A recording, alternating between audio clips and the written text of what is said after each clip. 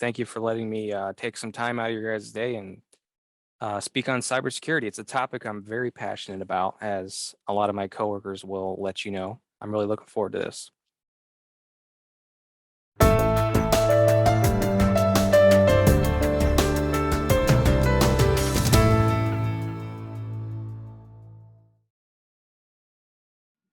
So why are we here? Why do we care? We're here because of cybersecurity. If you're ever in like a seminar or a webinar or something similar to this, where someone's going to be talking about cyber, if they ever answer a question, the answer is 9 times out of 10 going to be security. So why are we doing this? Security. What are we doing this for? Security. Why is that in place? Security. And in this instance, we care because of security, and because of security, there's ransomware. So I would just like to start off by answering that question: is what is ransomware? Ransomware, it's something that has really become a lot more prevalent in the past few years. I know you've all seen and heard about it on the news. In the past few years, it seemed like, maybe even 10, 15 years ago, ransomware was a thing, but it wasn't really as prevalent as it is now. Back in the day, when someone would, hack into your computer, most of the time they were just doing it to, you were a targeted attack, or they were just kind of griefing you, trying to, just do it just to say they could, or maybe they would shut a few systems down. Whereas nowadays, these hackers have figured out they can make a lot of money through hacking. And specifically, ransomware is probably the best way that they can do that. So what ransomware is, you get a phishing email, maybe you click the link on it, you go to a bad website, you download something, maybe you have a server that's exposed to the internet on your network that's vulnerable, it's not patched, and that gets compromised. Some hacker, cyber criminal, what have you, they get into your network, they establish a persistent foothold there. So even if you try to scrub them out, they already made 12 different backdoors so they can come back in.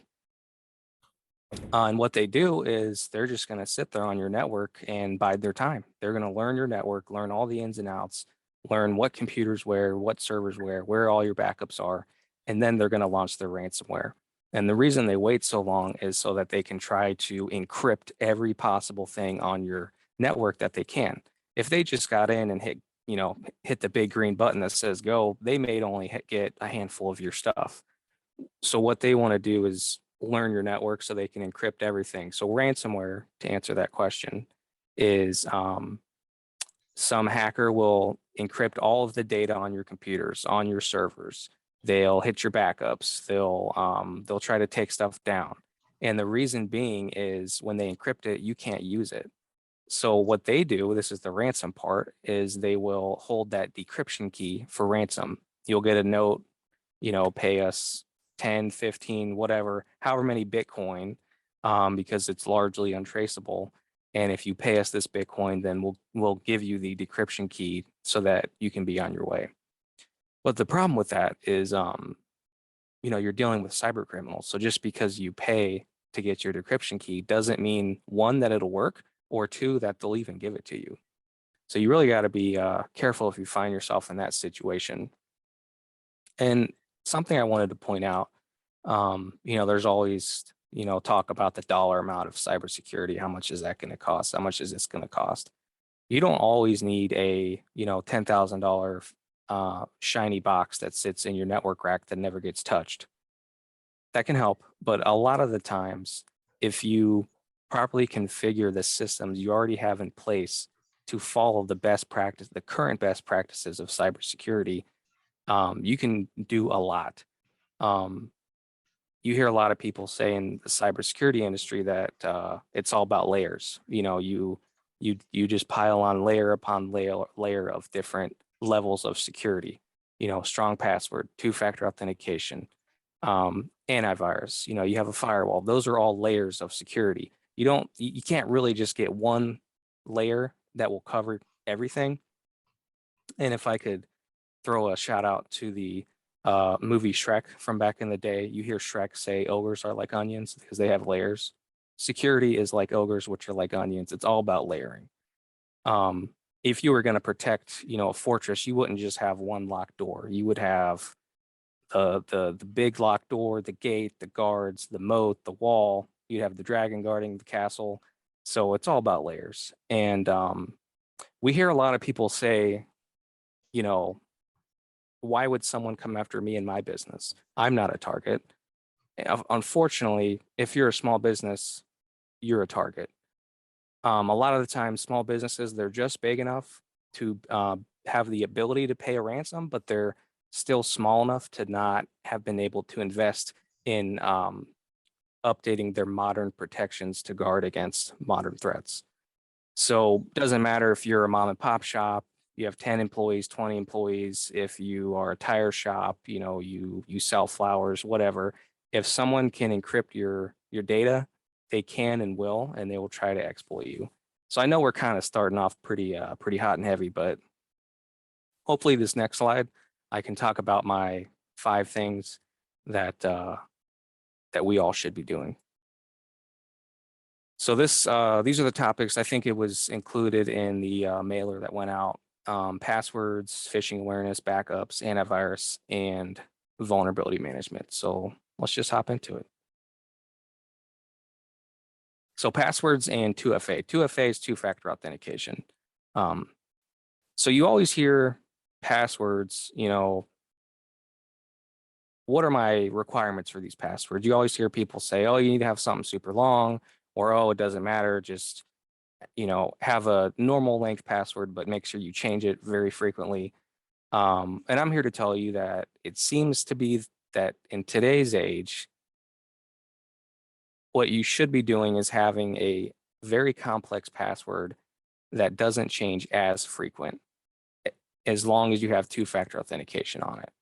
So what that means is back in the day, everyone was always saying change your password as much as you can. But the problem with that is if you have a policy set up to change your password, say every month, employees get, or not employees, but just people get complacent and they look for ways to, game the system. So if your password was Red Apple 1, then the next month you'll change it to Red Apple 2.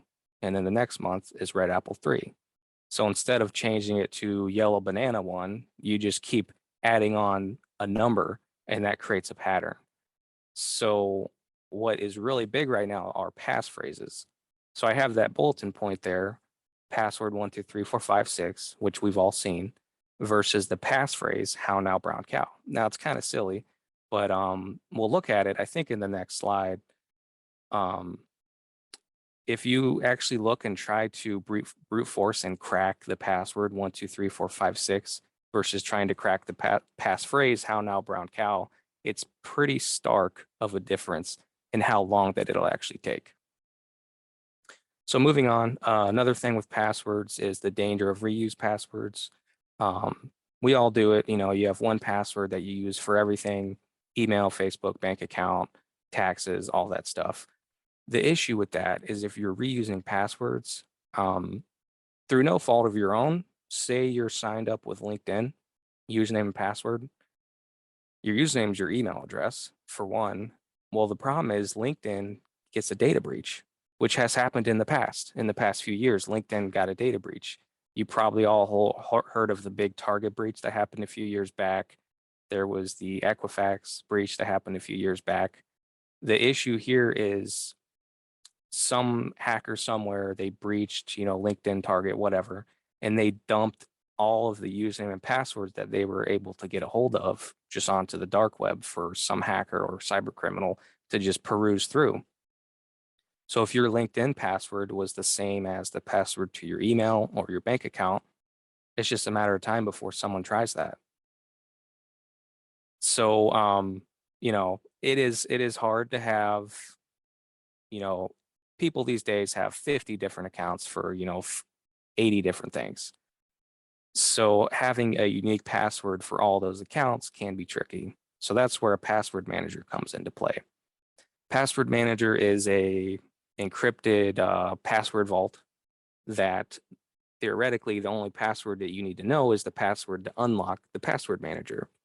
So for example, LastPass is a really good one. They're cloud, meaning you get the LastPass app on your phone, you get the LastPass program on your computer.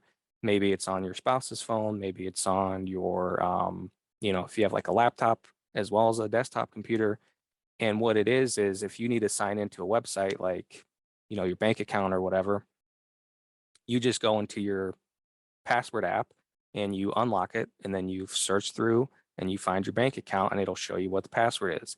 It can also generate, 20 character unique passwords for you. So theoretically, all you have to do is hit the copy and paste button. So there's also, so LastPass is a cloud-based password manager. There's also local ones. So that'd be something like KeyPass, where you don't have it on multiple devices. You just install the KeyPass program on your computer and it's encrypted.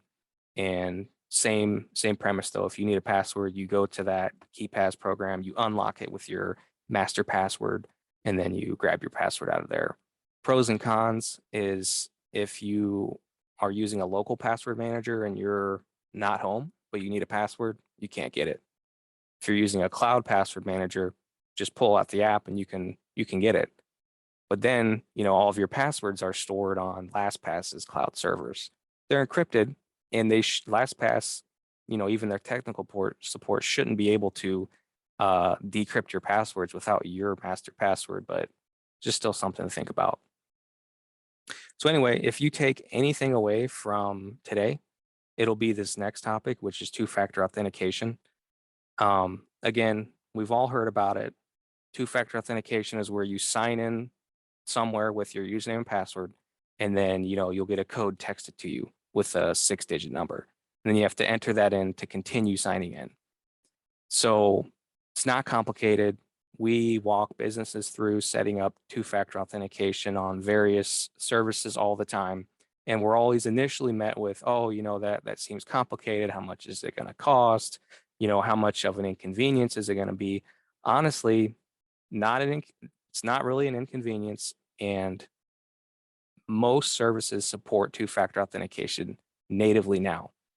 So for instance, we get a lot of pushback for turning on two-factor authentication for email. Every time I use my email, I have to put in a code. No, most businesses use Microsoft Outlook for their email client just on their computer.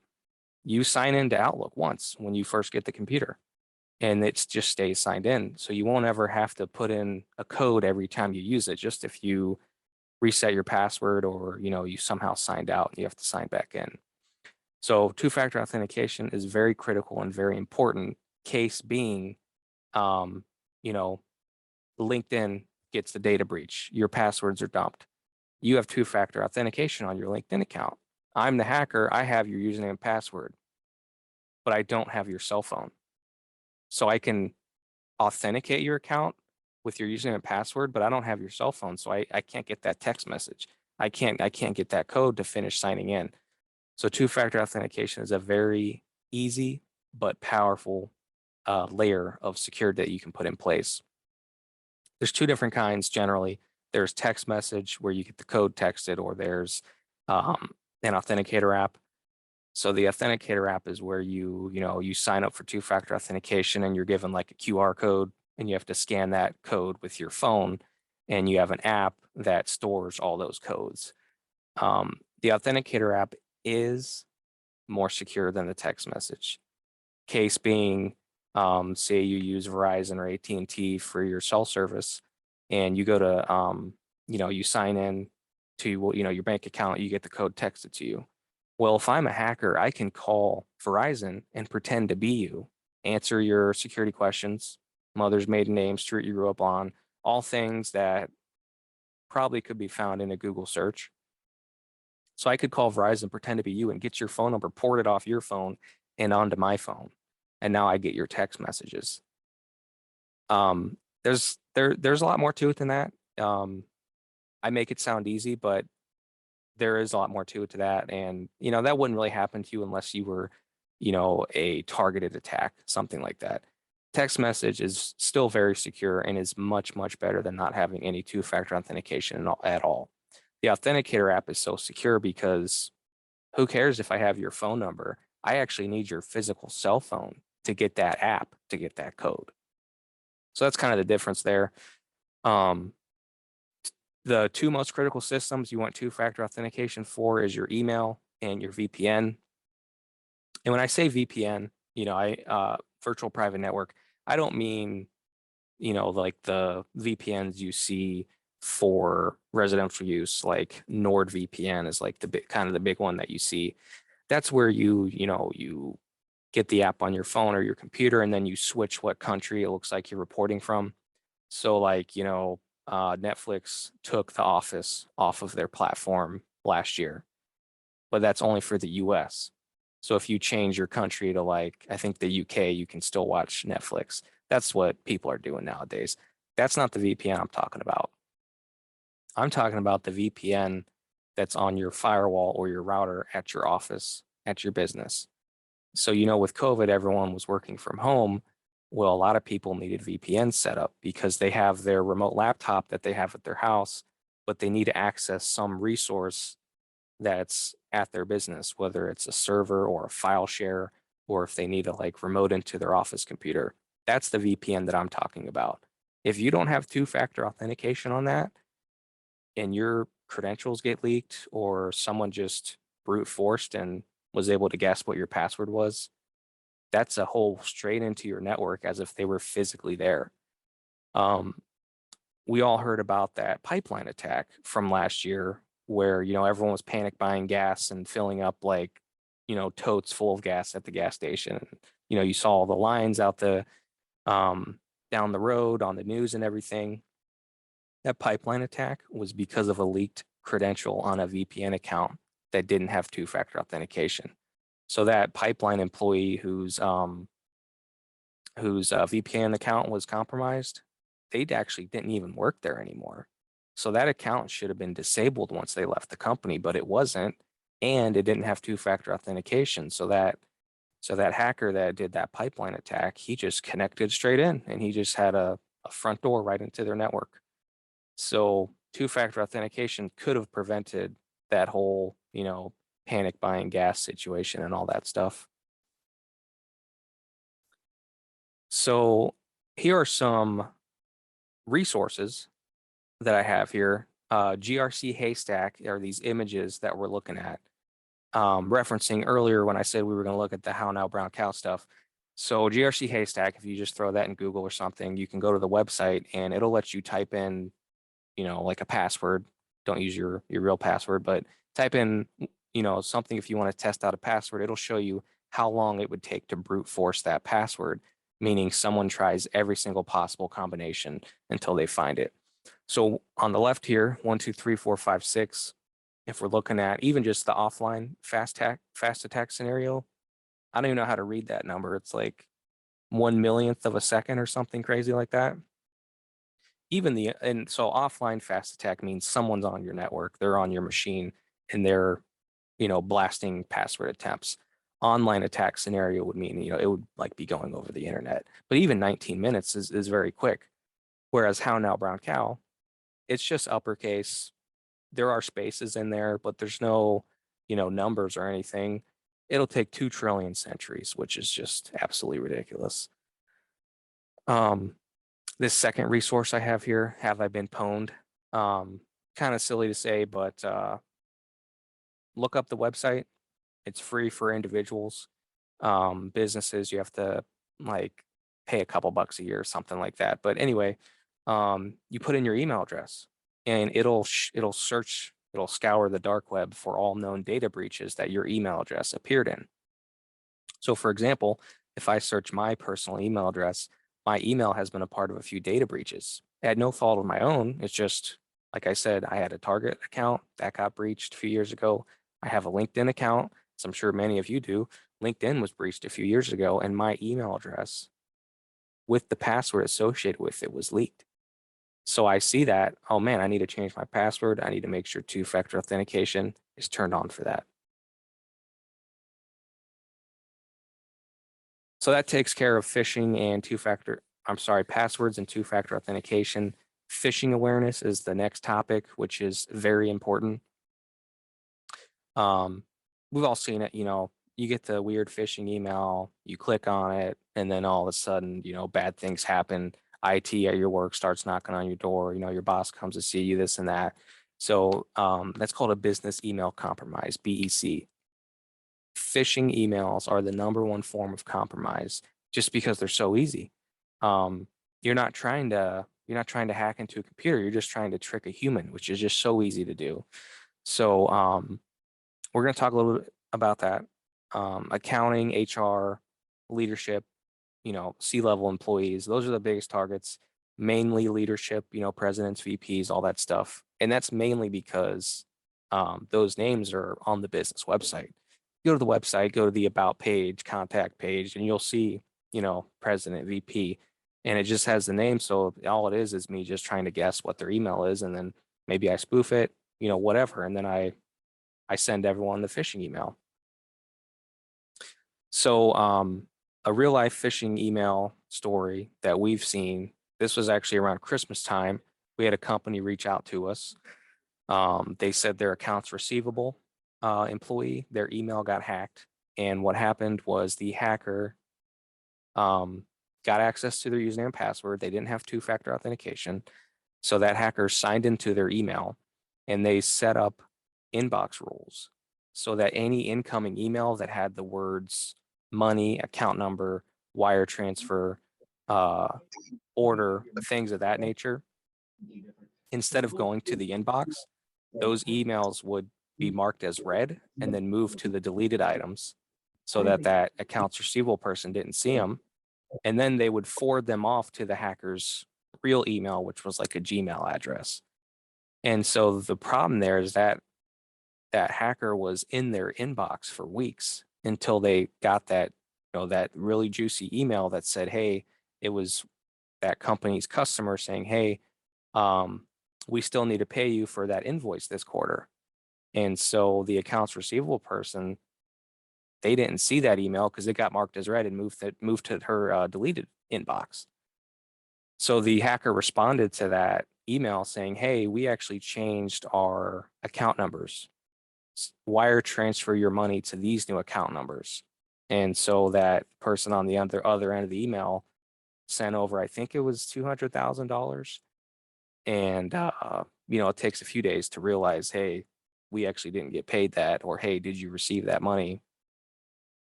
And what can you do? You have to report it to the FBI. And I think when they looked up that account, it was in like Indonesia or Thailand or something like that. And, US doesn't have jurisdiction there. So they're not seeing that money again, unfortunately. And all that could have been prevented with two-factor authentication and with phishing awareness. So phishing awareness, how do you do it? There's solutions out there called, phishing awareness solutions, security awareness training, whatever you want to call it, where you can sign up and a company will actually send you and all of your users a simulated phishing email once a month, once a quarter, whatever. And they try to trick you guys. It's all in good fun. If you receive one of these simulated phishing emails and you click on the link, you'll be taken to a web page that says, hey, this wasn't a real attack, but it could have been. And then it'll show you, a few-minute video breaking down, that email with, the things you could have looked for to see why it was a phishing email and why it wasn't real.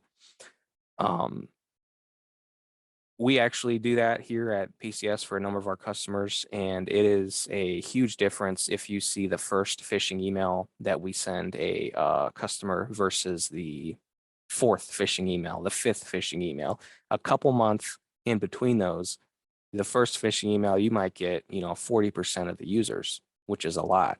That fifth email, after they've gotten it 4 or 5 times, you might only get 5% of the users. And that's the whole point of the phishing awareness campaigns is just to turn that little switch in the back of your head. So when you see a strange looking email, instead of just clicking on it, you go, this looks a little fishy. I'm going to ask someone. I'm going to reach out to the sender. Hey, is this you? I wasn't expecting this. So two-factor authentication and training your employees are the two best things that you can do when it comes to trying to avoid a lot of compromise. So I mentioned there's, phishing awareness solutions. Um, there's one called Wiser Training. They actually offer free training for individuals. You can just sign up for it and they'll send you videos. It's actually pretty cool. Hook Security is a paid solution. It's fully automated. You just sign up for it, and the Hook team will send you and your employees a phishing email once a month. And then there's also Sophos Fish Threat. They're fully automated, or you can actually create your own email. So that can be kind of fun. You can try to get clever and um, think up of, like what phishing emails may, trick your employees. But again, it's not about tricking people. It's not supposed to be a negative connotation. You want to have employee buy-in. So you don't want to be like, oh, we're going to fire you if you click on 4 of our fake phishing emails. You want to be like, hey, if no one this month clicks on a phishing email, we're going to buy lunch, or, people will get a gift card, something like that. You really want the buy-in. I see in the chat someone said if it's a phishing email, could the unsubscribe link be a ploy too? Yes, it can. That's actually something I've done where for our customers, when I will make a phishing email to send out, sometimes I'll put an unsubscribe button at the bottom. And that unsubscribe button is one of my fake links where if you click on it, it takes you to the training videos. So good question. Yeah. And that's that's the kind of stuff I'm talking about. You through repetition keep talking about phishing awareness, and it just changes that little switch in the back of your head where you're like, that unsubscribe button could be a trick. So we're gonna look at a phishing email here. This is one I've sent out, and it's actually pretty good. Talking about it, we all know it's a phishing email now, but this is actually a really good one. I've gotten a lot of clicks with it. So, hey, the whole point of a phishing email is it's supposed to convey a sense of urgency for you to ignore all the, grammar issues, and they just want you to click on the link without you thinking twice about it. So in this instance, hey, someone left their headlights on, take a look at this picture to see if it's your car, or else your battery's gonna be dead by the time you leave work. So it's like, oh wow, I need to click on this. Or, a lot of times it's like a password reset email, like, hey, someone tried to reset your password. Was this you? And then you click on the link saying, was this you? And that's how they get you. So I'm going to go to the next slide, and I'll kind of call out what we can look for here. So you see the email address, hrdepartment@global-hr-staff.com. I don't know what the heck that is, but that's not my HR. I know who the HR is at Polito Consulting, and that's not their email address.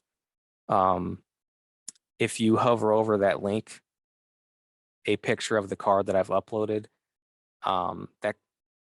that looks really long. It kind of just like looks like a lot of barf, and I don't think I would feel safe clicking on that. And then I have other highlighted things. Someone left their headlight on, not headlights. A employee took a picture instead of an employee, and then they have the wrong there down there. And again, I know who the human resources is at PCS. So I would reach out to them and say, did you send this? So on to the next topic, backups, very important. A lot of times, if we come into a customer for the first time, hey, what are you doing for backup? Oh, we had someone set it up 5 years ago, works great, this and that. You really got to look at your backups. Are they actually working? Did they stop working 2 years ago, but they didn't have any type of email alerting on it to let you know that it stopped working? And you really want to know what is actually being backed up. Oh, well, the server's being backed up. Well, it turns out it was the old server that was being backed up. It never got moved to the new server. Or the server's being backed up, but only half the server, and it's not even the files that we want to get backed up. And something important to talk about, OneDrive, Google Drive, Dropbox, those are not backups. Those are file sync solutions. So what I mean by that is they're really just for file syncing or sharing. So, you have OneDrive, you have Google Drive, whatever. It's on your computer. You you can sync your files from your local computer up into the OneDrive or the Google Drive or the Dropbox. The problem with that is if you get hit with ransomware and all of your files on your computer get encrypted, it's just going to sync those encrypted files up to OneDrive. Or they're just going to go through and also encrypt the files that are in the OneDrive because you're linked to it on your computer. And additionally, the reason why it's not a backup solution is, say I accidentally deleted a file, not even talking ransomware at this point. Say I accidentally deleted a file a month ago, but I only realized I deleted it today. I can't go into OneDrive, Google Drive, Dropbox, and look back from a month ago and recover that file I accidentally deleted. With an actual backup solution, I could go back 2 years if I needed to. So that's something that you really need to pay attention to. It's like, oh yeah, I have OneDrive, my files are being backed up there. They're not, they're being synchronized there. So when it comes to a backup solution, you kind of have to look at, what level of backup do I need? Just files and folders, or do I need a full system image? Well, what's the difference? Files and folders is what it sounds like. Say, something happens, server gets fried, whatever, you need to recover from your backup. Well, if you just had files and folder backup, you would have to get a new server, load the operating system onto it, install all of your software, all the programs that are on it, and then you restore your files and folders. That can take a lot of time. Whereas a full system image backup, that just takes literally an entire clone of the hard drive on that server. So if something happens to the server, you just get a new hard drive, a new server, and you just push the backup right onto it, just one step. And then when you power on that server, it looks like it's literally the same server that you just had go down. You also need to look at on-site backups versus off-site backups. Backups are a huge target for ransomware. If I'm going to encrypt all your stuff and hold it for ransom, I'm not going to let you just recover your backup if I have any say about it. So if you have on-site backups and, we have a backup server, all the backups on the server go to this other backup server. It goes to a NAS, it goes to a storage drive, whatever. If that's accessible on the network, I'm just going to send my ransomware to that backup server too and encrypt all your backups.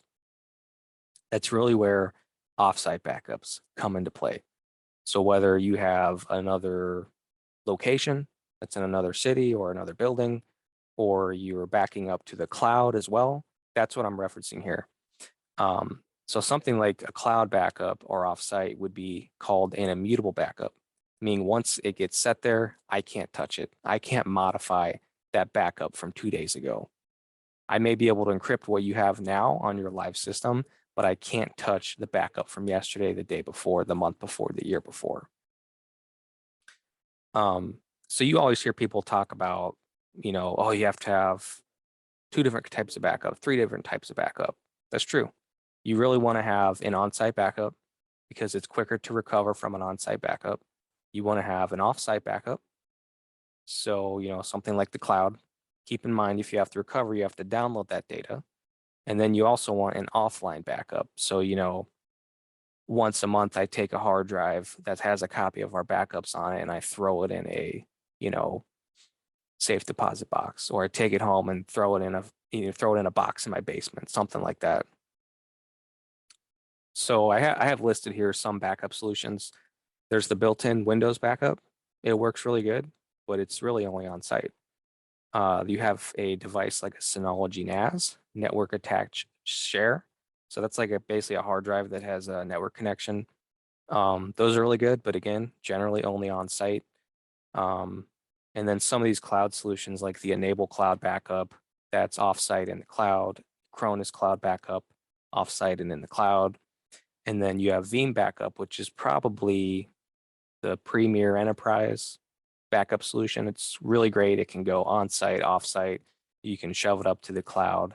Veeam is really a very good backup solution. So let's go to the next slide here. So the next thing we'll talk about is antivirus, traditional versus next gen. I feel like you don't hear too many people talking about this, but oh, we got antivirus, we're covered. And you look at the antivirus and, not to talk down on the likes of McAfee and Norton and WebRoot and Malwarebytes, those are perfectly fine for, a personal system at your house, but for a business system, you need something like a next gen. So let's break those down. Traditional antivirus really only does signature scanning. So what does that mean? Every single file that's ever on a computer has a unique signature attached to it. Companies like McAfee, Norton, Malwarebytes, they will maintain a database of known file signatures that are associated with viruses and malware. So if download a virus and McAfee's seen it before, it can block it.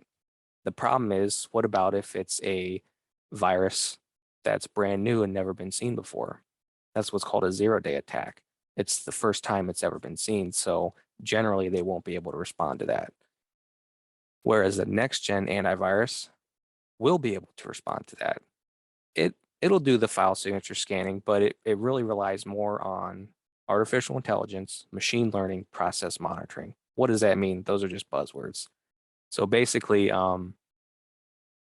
hey, I get a phishing email that has a Word document in it. I download it. It says I have to enable the content to be able to see it. That next gen antivirus will say, hey, here's this file. It's trying to open up a document in Microsoft Word.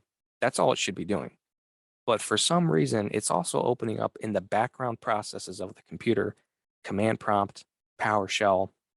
It's trying to modify permissions on registry files, critical Windows folders, and it's also reaching out to IP addresses over the internet.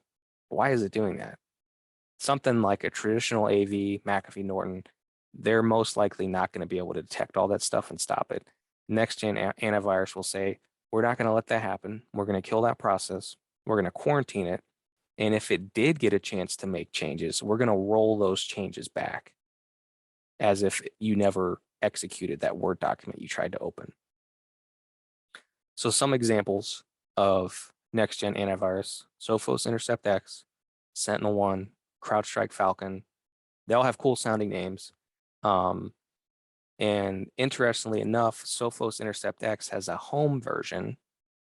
If you go to home.sophos.com, you can get for $45 a year up to 10 devices, which is crazy because if you look at some of the prices on McAfee and Norton, you might pay $100 a year just for maybe even 5 devices. So I'd really challenge everybody to look further into some of this stuff. So our last topic here, vulnerability management. This first slide, it's a 2-slide topic. This first slide is talking about internal vulnerability management. So, most of the time, ransomware, when it gets launched, usually its entry point is on an unpatched system, meaning, you have an old Windows 7 computer. Windows 7 went end of life by Microsoft January of 2020. So end of life means they don't support it anymore. They don't push out updates. So January 2020, Windows 7 went end of life. Probably a week or two after that, we started seeing real customer Windows 7 computers just getting crazy viruses on them because hackers knew, hey, Microsoft isn't supporting this anymore. We're just going to start throwing the kitchen sink at it. Even Windows 10 computers or Windows 11, now that that's out, even if you haven't updated your computer, your Windows 10 computer in 4 or 5 months, in that time frame, there could have been a 10 out of 10 critical vulnerability that was released by Microsoft that could be exploited. And, same thing with your servers. Servers need to be updated. Especially something interesting to note, Windows Server 2012 is going end of life October of next year. So if you have any Windows Server 2012s, you need to start making a plan to moving off of that because it's not going to be supported anymore. Firewall, switch, server, all that stuff has firmware that provides security patches. Those all needs to be applied as well. So really, you need to have a patch plan system in place at your business, whether that's just going around every computer and hitting check for updates, or better yet, having an automated patch management system done through something like an RMM, remote monitoring and management tool. That's software you install on every computer, every server, and it'll have policies in place to manage those Windows updates for you. And they won't just do Windows updates, it'll update Google Chrome, Adobe. It'll update, VLC media player, iTunes, stuff like that. And additionally, things that are just hotbeds for vulnerabilities are IoT devices. So, smart devices, whether that's, the smart refrigerator or the smart toaster or the Amazon Alexa, all those things, they kind of just get pushed out by the manufacturer, but then they never update them. Same thing with security cameras, if they're IP-based cameras, and phones, if they're IP-based phones. These vendors a lot of times push them out, but then they don't have automatic security updates. They have to be updated manually. So really what you want to do in those cases is segment those devices onto their own network. And your main network with your server cannot talk to the network with your cameras. It can't talk to the network with your phones. It can't talk to the network with the smart refrigerator on it. That's really what you need to be doing, because if I'm a hacker breaking into your system and I see you have cameras and phones, I'm going to try to log into those and hide behind those. And maybe they have exploits on them that I can exploit. So that's internal. External is the last thing I want to talk about. So, do you have anything on your network that's exposed directly to the internet? Are you hosting your own website? You have your own email server, FTP server? Do you have open RDP, remote desktop, going straight into your main server? If you do, you really need to look at how that's set up. You should really enable country blocking on your firewall. Say, hey, only people from the United States, IP addresses from the United States can sign into these, segmented into its own DMZ, which is a demilitarized zone. It means sort of something different in the IT world. An example of this is Hafnium. You guys may have heard of that last year if you had a Microsoft Exchange server. Hafnium is the exploit where basically if you had an unpatched Microsoft Exchange server, if you exploited it the right way using the Hafnium exploit, it just created a backdoor straight into your network. We had a few companies reach out where we had to rebuild their entire network, reimage servers, reimage computers, set back up firewall switches, all that stuff, because they had a Microsoft Exchange server that wasn't patched and they got ransomware. One thing you guys can look at is there are a number of free internet exposure scans that you can just run. So if you go to grc.com/shields-up, you can initiate a very basic port scan on your public IP address at your business, and it'll tell you what ports you have open. A little bit more in-depth one than that is the Vonahigh Exposure Scout. It's free, but they're going to reach out to you and say, hey, let me try to sell this to you.